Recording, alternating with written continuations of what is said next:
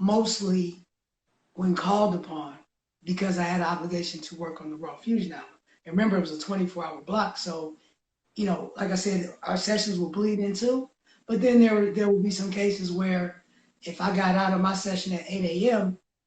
and the DU session started at 6 p.m. and I wasn't needed, maybe I hung out in the next session, which is maybe Tupac and Gold Money. Then I would go home and crash. And I might not wake up till 10 p.m. And I'm like, am I supposed to be at the studio? Nah, shit, I'm gonna kick it. Because, we started getting our little money. We had, now I got my own apartment, little penthouse. Fuse got his shit. Shot, Baldwin, everybody getting their own shit, and we doing our own thing. So, we weren't trying to get out the house.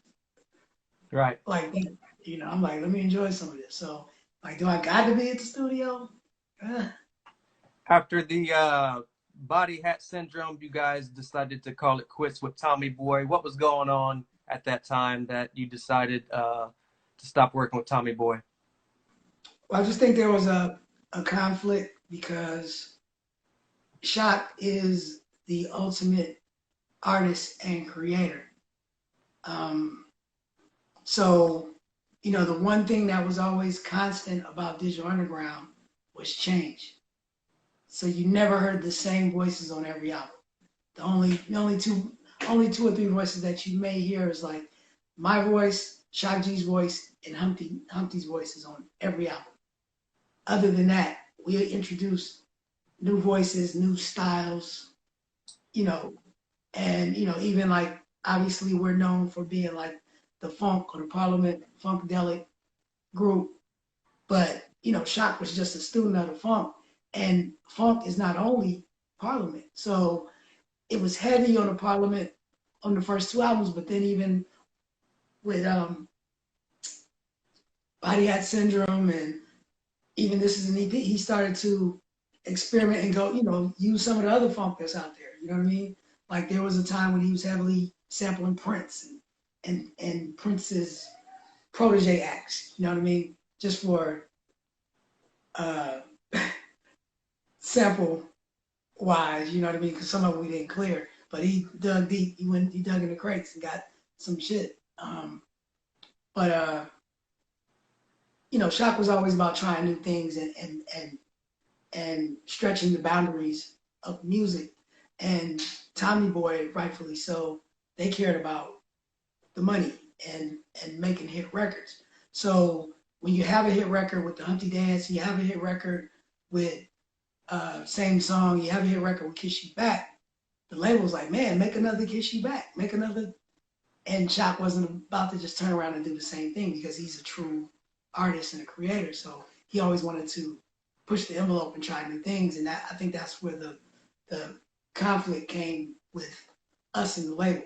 And so once we tried something new and it didn't work right away, then that's when the label kind of started to pull away, which, in my humble opinion, I think that What's Up with the Love was a great song and should and could have been a big song for us. But at that time, the label was pretty much done and they didn't even really push it, I don't believe. You guys went on to release a few more hours and albums in 2008. You guys decided to call it quits. Why was the reason you guys decided to call it quits in 2008?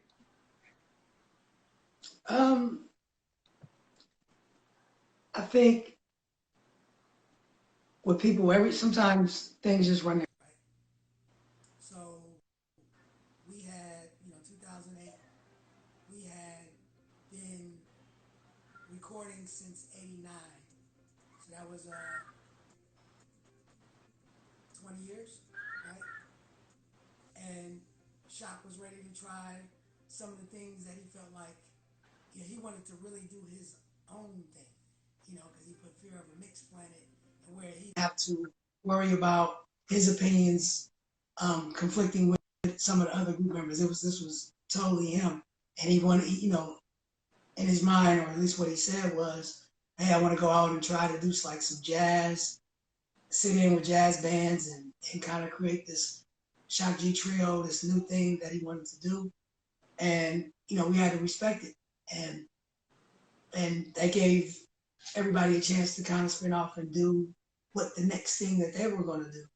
So it kind of worked. So it was never like a fallout more than, hey, I just creatively, I want to try something different. And Shock felt like, you know, what I will say is that I did disagree with Shock. I thought that we still had a lot in the tank, you know, especially with some of the newer cats that were around us at the time. So think about it. If anybody from the West Coast or from the Bay Area, they know who the Mechanics are. You know who the Mechanics are. 4 Racks from the Mechanics. He was our DJ in Digital Underground at the time. He was a budding young producer, and I saw that. I was like, bro, we got this. We had Jeremy Jay-Z Jackson, who went on to produce a lot of Sin-seer, you know, very, you know, respected underground artist, but a lot of his bigger songs, Jay-Z produced those. Mystic, you know, The Life. She had her thing going. These are all people that were in our camp and traveling with us. And I'm like, we can do it. But Shaq was like, nah, people don't want to hear us. I was like, I disagree, but I respect it. And that's what happened, you know? So and I can't forget the Loonies. My man Numbskull was rocking with us at the time as well. And Cletus Black. 22 years have passed since that last album. What has Money B been up hold on. I lost your voice. I can't hear you for some reason. Am I back? Let me see. Did I lose you? Hold up. All right.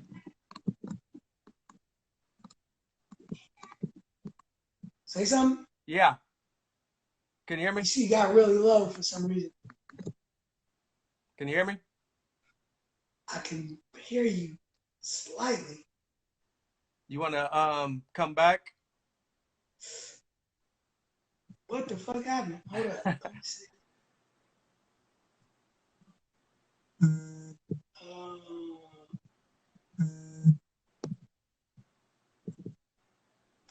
Say something? Can you hear me? I can hear you. You got lower for some reason, but go ahead. I'll listen. Okay. It's been 22 years since that last album. What have you know what? Do me a favor. Yeah. Do me a favor. I'm gonna click off and then I'm gonna click back on and request you. See if that rejumps it. Hold on a second. Right. Stand by, guys.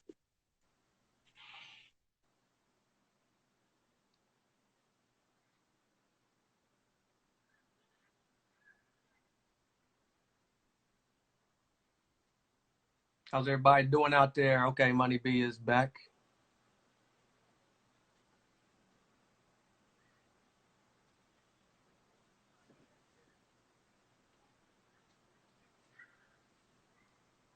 Yo, damn. Yes, sir.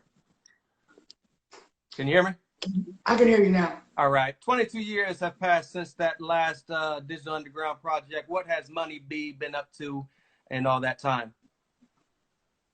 So much. You know, I've been a part, you know, like I said at the beginning, still touring, you know, currently Money B and Young Hump of Digital Underground. So we're doing that. Constantly recording. I've had my own label, Mandatory Records, Bobby Beats Records with my dad. You know, 96, we released a compilation, put out a solo album in 2000, the very first and only solo Money B album. I'm working on a new one now. And, you know, right now I'm managing a young artist, Lil Mikey TMB, you know, out of East Oakland, California. Y'all check him out. He's that new flavor. If you want it, he got it.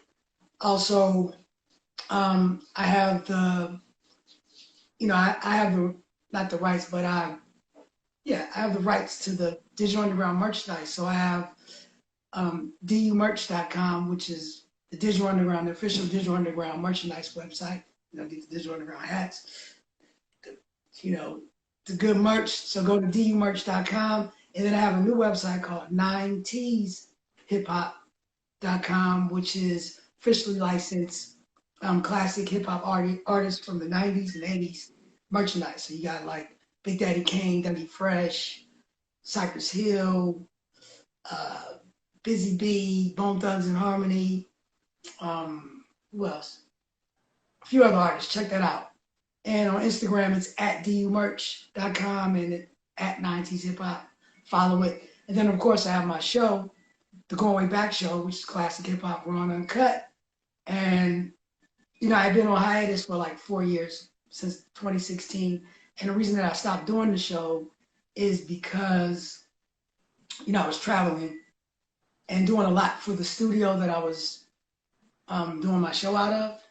And they weren't really compensating me. You know, I was putting a lot of work into the show.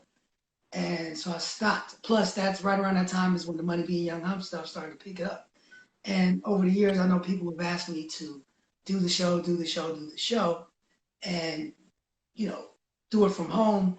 And it just so happened the technology has just now caught up with the way that it works for me to do it again, like the way that we're interviewing now.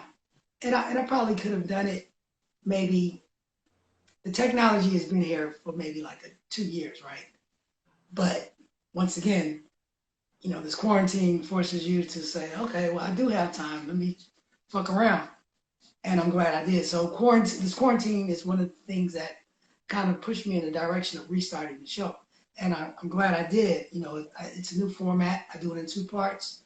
First part is I do a weekly report. My co-host Tom Teasy does the old school news, which you can see on our YouTube channel. It's YouTube.com/The Going Way Back Show, GOIN, Going Way Back Show, The Going Way Back Show. So please subscribe to that. You know, click the bell for the notifications and whatnot. And then, of course, every Thursday, right around 4 p.m., I do a live IG interview. Like yesterday, I had Kwame. A week before that, who do I have? Prince Marky D from the Fat Boys. Next week, I got Freeway. And then, you know, Philly Freeway from States Property. And I got a few artists on deck that have agreed to do it. Now, one of the, I want to say, I guess the old way of thinking, but, you know, I do my show every Thursday. But I see like players like yourself, you know, I've been checking you out. You'll do your interviews like every day, right? And with this technology, we can do that. And sometimes when I'm doing it week for week, I'm noticing I have to book out longer. But, you know, it's 2 ways to think of it. For now, I'm going to keep it interviews Thursday only, just because, you know, I'll keep myself sort of like the NFL, right? You know, you love to see your team because they're only on once a week. Right. So you're going to tune in. Right. Or you can be like the NBA and have games every night. And if you miss one, maybe you miss it. Right. But, you know, you'll check it out on you check the Friday game or the big game on Sunday. Right. So, you know, you'll notice if you have certain artists, you'll get more people checking in. You know, me, I'd rather have the anticipation each week, once a week, you know, because I've had artists, man, like, man, let's do it this day. Let's do it this day. Right. And I could do it, but I choose to do mine right now. The IG Live interview every Thursday right here at MoneyB69. And then the rest of the week it's new content at The Going Way Back Show, the YouTube channel. So please subscribe and follow both so you can check your boy out. We're getting it. No doubt. And I'm pretty sure I'm forgetting something. You know, I'm doing so much. Oh, I wrote my book, my autobiography, which should be coming out this year pretty soon. What else? Any more plans to do any acting? If it comes about, you know, like I'm actually a SAG member, and you know I am a part of an agency, but I'm not actively pursuing, you know, an acting career. I think I'd much rather do voice acting than actual camera on stage or on camera acting. So, you know, I'm interested in that. So you may see, or you may hear Money B's voice on some things in the near future. Can you shout out all your social media once again, where everybody can find you? Right here on Instagram, I have at MoneyB69. That's me personal. That's where you can get the live interviews every week for the Going Way Back Show. Then I also have my merchandise accounts, which is at 90s Hip Hop and at dumerch.com. I think I might even just leave a comment so you guys can see it. What else? On Facebook, there's the Digital Underground fan page. There's the 90s hip hop. There's the Going Way Back show. And there's the Digital Underground merchandise. And there's the Money B fan page. So all of those, they're all connected. Choose one. 6 million ways to die. And get it. What else is there? Twitter at MoneyB69. Keep it simple. Same. What else is there? Of course, YouTube. There's the Going Way Back show. But then there's also the Money B and Young Hump YouTube channel where we post all of our videos and new music. And there's the Money B and Young Hump SoundCloud. There's the Going Way Back show SoundCloud where you hear the audio versions of some of the shows and the interviews. And I'll probably upload, some of my archive interviews, because I've been doing it since 2008. This whole podcasting thing is another thing that I had to wait for the technology to catch up. I was at the forefront of doing a lot of this stuff, it doesn't mean shit to on horn, but I really was doing a lot of these things, in 2008, shout out to my man Danger One, who I think talked on for a minute. He's the one that kind of nudged me to do podcasting in 2008 because when he realized how much content and how much information and the people that I knew and could actually reach out and talk to that it would be interesting to hear, he kind of pushed me in that direction, right? And so that's how that started. And then when the whole streaming thing started, that's when I got into the whole streaming show and the YouTubing and whatnot. Got about 5 seconds. I just want to thank you so much for joining me today, and you changed my life. So I'll talk to you soon.